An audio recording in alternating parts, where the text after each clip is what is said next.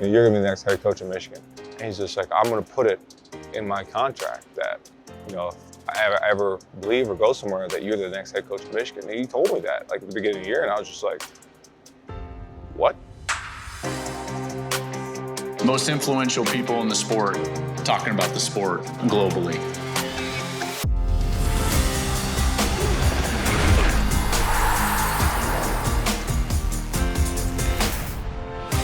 On this episode of Big Noon Conversations, I talk with the new head coach of the Michigan Wolverines, Sherrone Moore.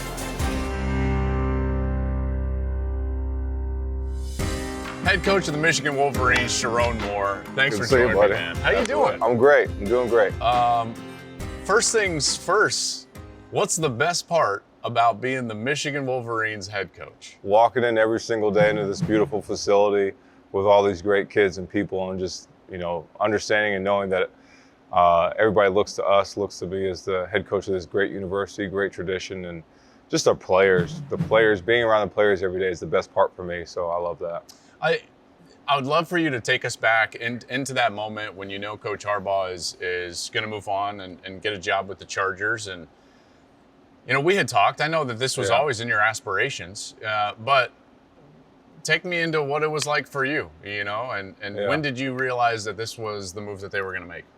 Well, I was in the Dallas or Houston airport heading to Dallas. Recruiting. Yeah. And I just talked to Coach probably like 3 hours before that. And he's kind of like, I don't know what's going to happen. I think it could happen soon. It could happen today. It could happen tomorrow. It could happen next week.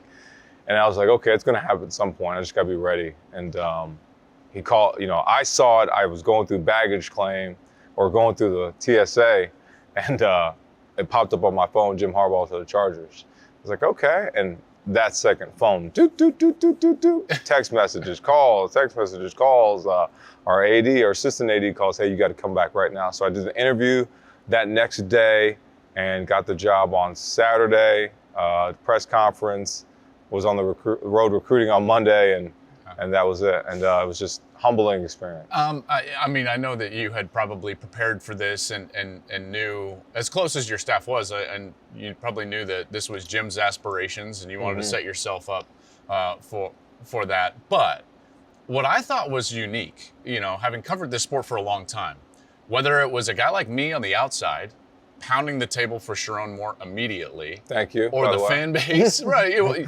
Players, fan base. It was in unison. And that's very rare.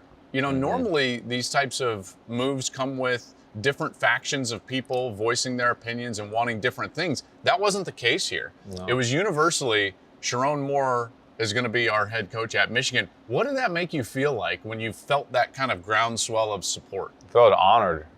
Felt like all the hard work that I put in that with this team and these players had really come to fruition. And it was something that you can't really describe, but just very humbled to have, Wolverine Nation, all the people, all the players, coaches, you and, some media to say, hey, like, he should be the head coach at Michigan. And, when I first got here 7 years ago, I just wanted to be the best tight end coach I could be.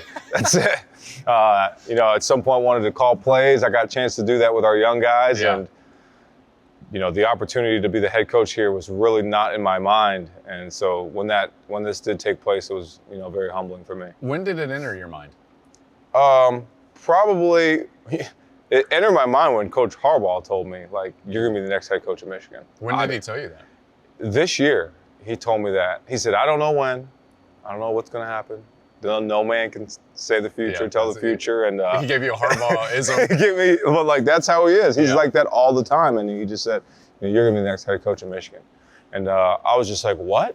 And he's just like, I'm going to put it in my contract that, if I ever leave or go somewhere, that you're the next head coach of Michigan. And he told me that like at the beginning of the year. And I was just like, what? Like, I just thought about that. And I was just like, this man who's a legendary coach, who's done it all, and we have a chance this year to make a special run, is telling me that I'm going to be the next head coach here. And like, what does that mean?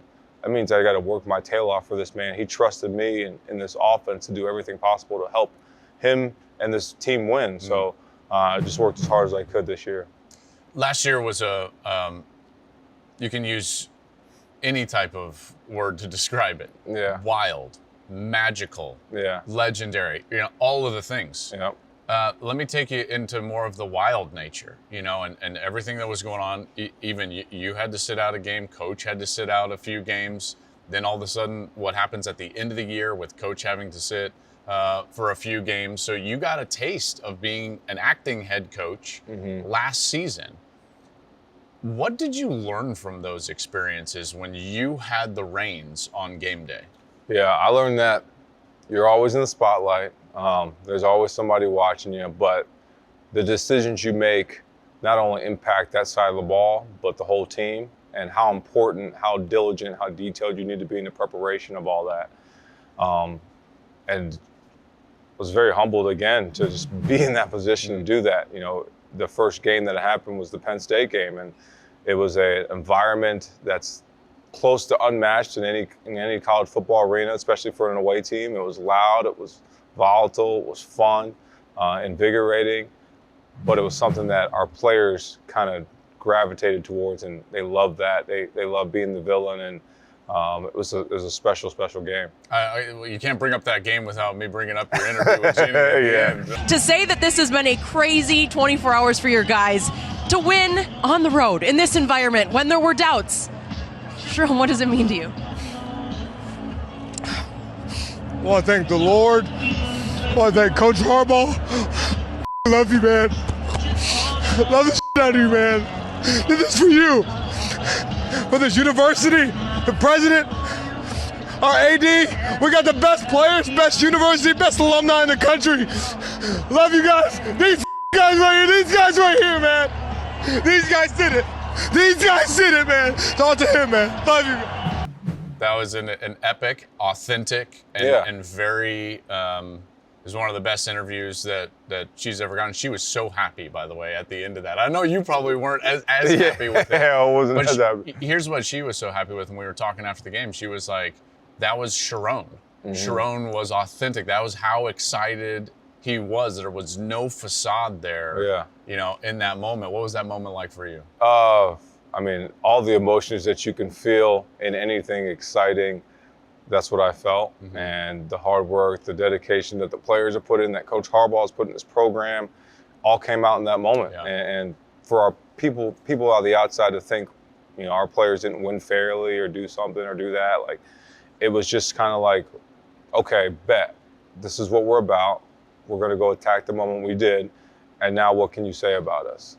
Without our head coach, we proved ourselves right that we can go win in this big environment. And it was a moment that, was just unfiltered.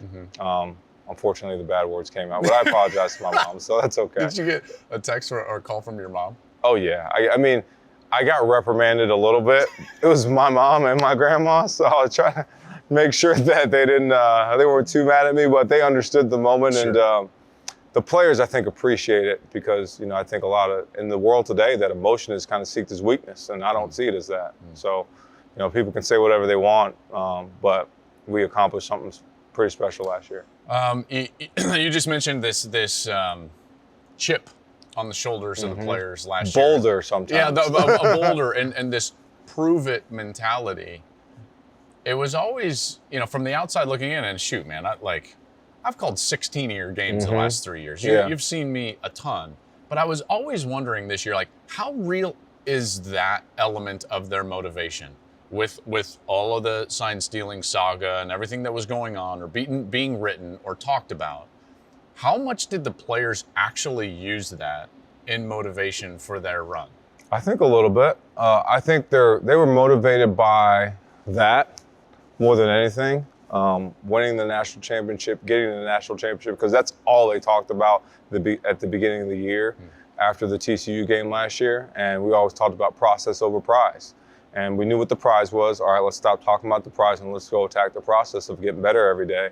So we did that. And I think when all that stuff started to come out, it was like, it just added a little fuel to the fire, just a little bit. And we didn't need any, but kind of glad, you had a little fuel. It kept that chip, kept that boulder on their shoulder even brighter. And they took it and ran with it. So, most unique team I've ever been around.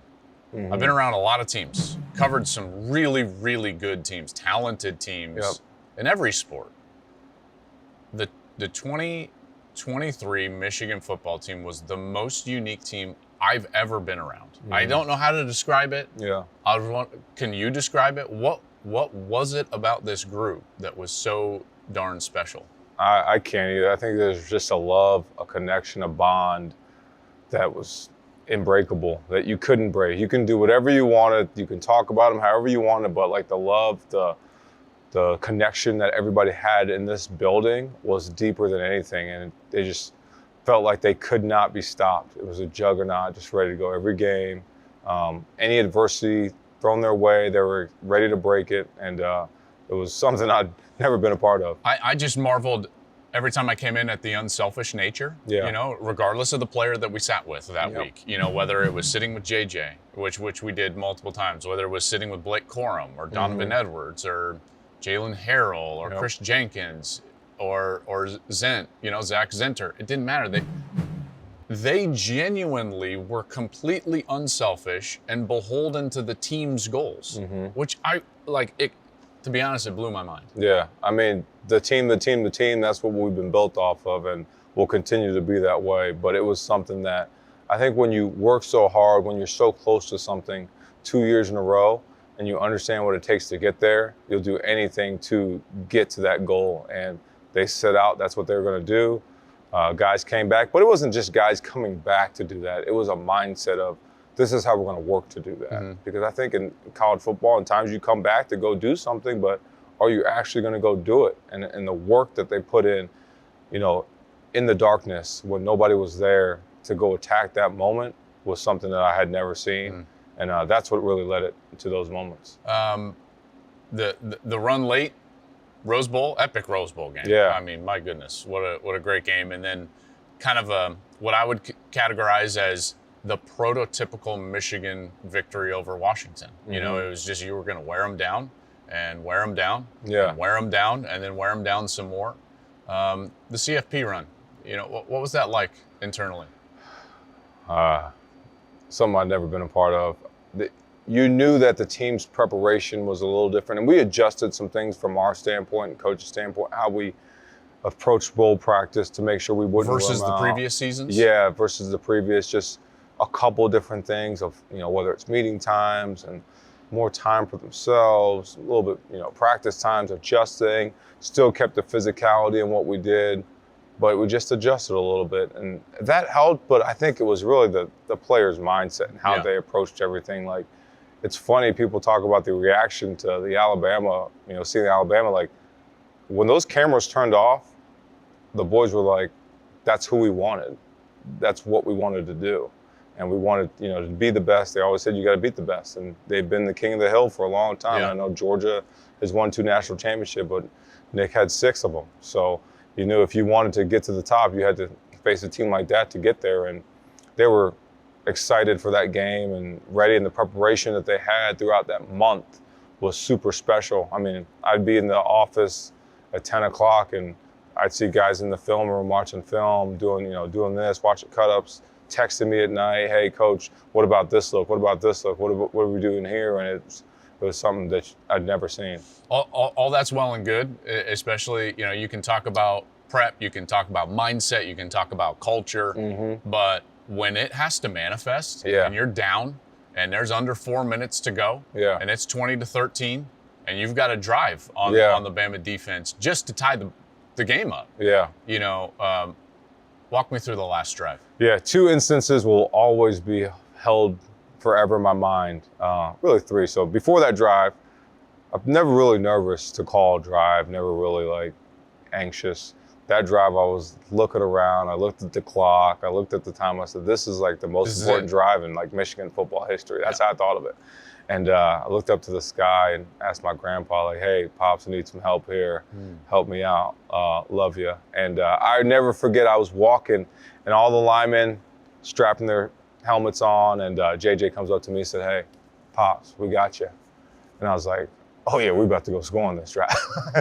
And we had been we've been moving the ball a little bit, but not as much. And that drive, we went down and scored it in the 4th and 2 call. So we ran it, had a play action on 3rd and 2 with Orgy in the game. It didn't work out. They had it covered, and it was 4th and 2, and I knew Coach was going to say go for it. And 4th and 2, I already knew what call we were going to do. I knew the pick route. I knew what we were going to do. Knew how it was, and it had set up because we'd shifted and motioned and made it look the same the whole game. It ran duo, and then they were calling out run. Yeah. And then Blake pops open, and we go down the field, and then Roman gets the block in the back. So guys are like, "Oh no, are we coming back?" I'm like, "No, I think we still got the first down," and we got the first down.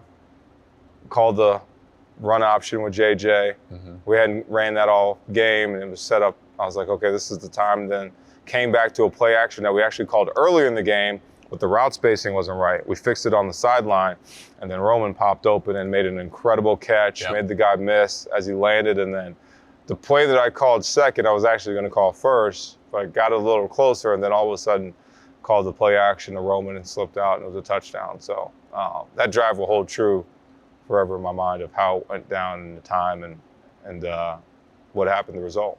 So now we move forward, and you are now the head coach, and you enter this realm, for us that analyze the sport from afar.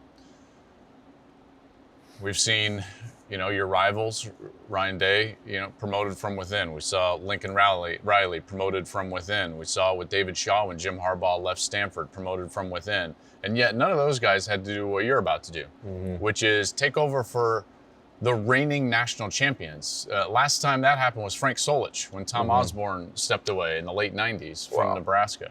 So do you even let that weigh on you? Does that register, or are you more just focused on the business at hand? Yeah, it doesn't weigh on me that much. I mean, I think about it, but I'm not going to let it put pressure on me. I just want to get better every day. That's it. Just work on this process. We talk about that still with the players, and I'm not going to let it, drain me or try to think about that too much. Just going to work on trying to get better at what I can do every single day to make this team the best they can. What's most important to you about your identity?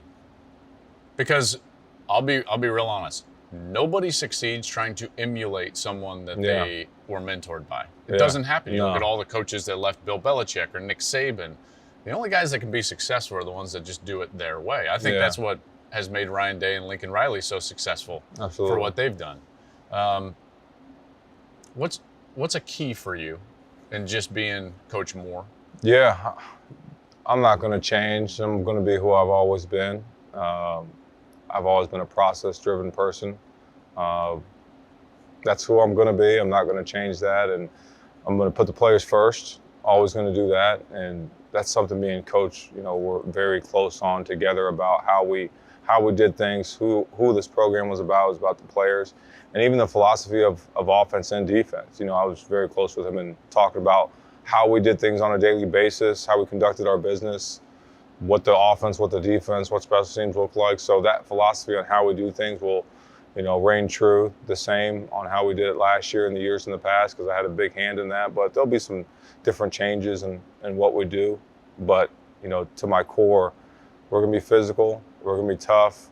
We're going to try to outlast people. We're going to be multiple in every phase, but we're going to be fundamentally sound and balanced what we do. I would be interested to, what would we notice that's going to be different? Guess we'll have to see. Not really sure yet. That's incredible. You've had some great mentors. Played for Bob Stoops. Yeah. Obviously coached here with Jim Harbaugh. And then there's another guy that you and I share as a mentor. Men who taught me the game. Yeah. It's a guy named Sean Watson. He was the offensive coordinator at Colorado. Yep. Taught the game incredibly well and detail-oriented. He never just coached what was going on or even how to do it, but always why. Always why, right? Even with all of his, I call them Wattsisms, Yeah. And he taught, you were with him as a young coach at Louisville when he was the offensive coordinator for the Teddy Bridgewater years at Louisville. Can you tell me, of those three guys, maybe Bob Stoops, Sean Watson, and Jim Harbaugh, what you're pulling from each of those guys? Yeah. From Bob, the initial love of the game is really where I started to get it even more, and really the initial love for loving your players, loving your program and how to run an organization. it was just unmatched at the time for me. Seeing him in his element, I would say, and what he did on a daily basis to make our team great.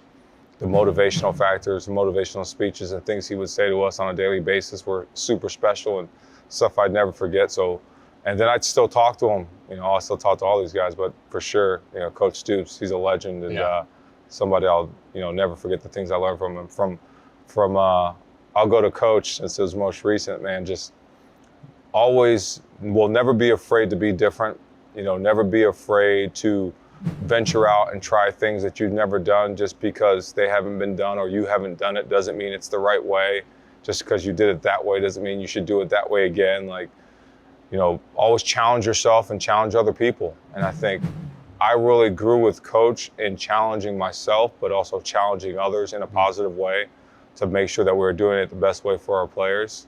So that's probably what I've learned the most from Coach. And then just the style and organization, how to run an organization from him, because he did it unlike anybody's ever seen. And then from Watts, the game of football, the game inside and out on the gridiron of how it's taught, how to be a great teacher, because he was an amazing teacher, as you know.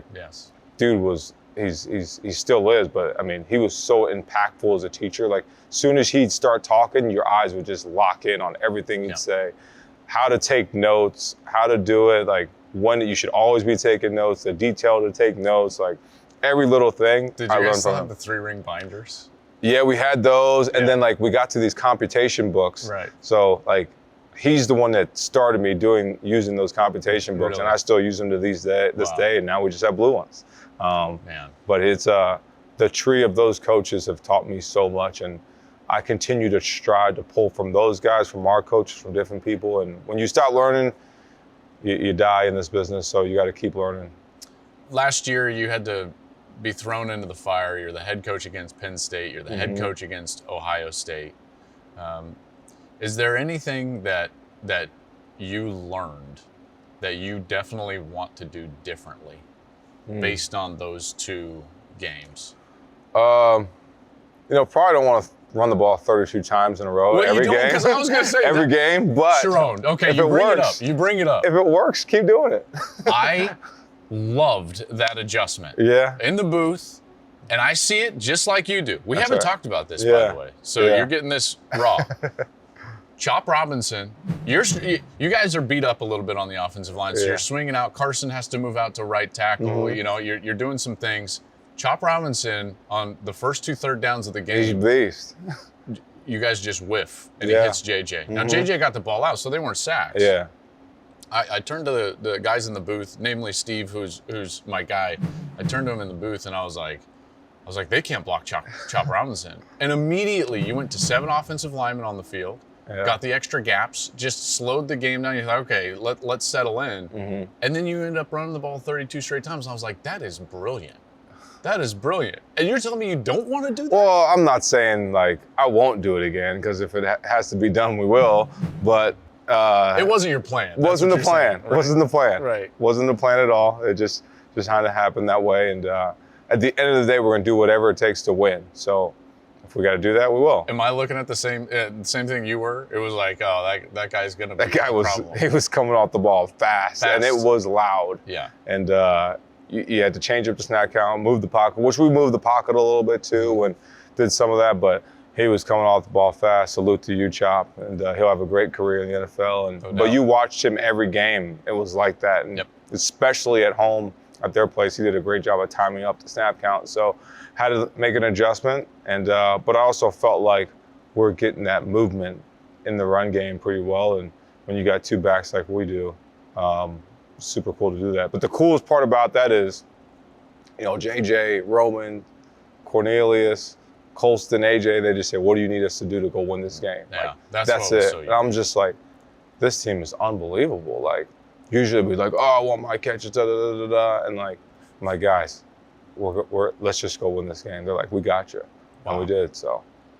All right, take me to last year. What do you think your best play call was last year? Or what was your favorite play call? Favorite? Yes.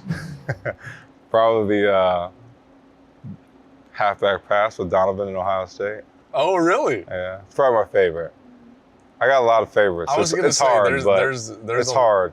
There's a lot of good ones from last year. The 4th and 2 That against Alabama. Yeah, the 4th and 2 was good. Probably the play action on the goal in the low red zone, the Roman to tie the game up in regulation. That was probably my favorite. My second favorite would be the first touchdown to Blake, the mesh, where we threw it out of the backfield to him. Yeah. Because that's something that the whole team knew was going to get called at that moment, at that time. We talked about, like, the ball gets inside the 10. Here it comes. It's coming. You can call it. Like, JJ, you can call it. And he looked at me. The ball we ran like a end around to Samaj on the left hash, went to the right hash, it got inside the 9. JJ looked at me like, and he was like, I was like, yeah, I got it. He knew what wristband it was and did it. Everybody knew. Everybody knew. You guys have a ton of new faces moving forward for your first season. Yep. College football is changing. We've got a totally new Big Ten conference. There's a completely new 12-team college football playoff. You guys have a new strength coach from within, a new coordinator on both sides of the ball, but within the same system. Mm-hmm. A new head coach, but from within, and you're going to have 10 new starters on offense. Lots of new faces. Yep. How do you maintain the level of excellence that has been set here over the last couple of years? Yeah, we're going to continue to work as hard as we can every single day. Don't look at the prize. Don't look at the games down the field. Like, look at right now and do whatever we can do today to get better. We know we've got great talent here on both sides of the ball. We built it to sustain and not be up and down. So super excited for what the players have done this spring. I'll tell you, it's been a physical spring. It's been a fun spring. Guys get after it. And it's like, sometimes you got to pull them away. Like, guys, we can't just keep pounding on each other like this. But it's a great team to be around. It's a good problem to have. Most teams don't want to go in pads and great problem. Sherrone Moore, thank you for your time, man. Best of luck. Yeah, thank you, buddy. Appreciate it. You got it. Absolutely.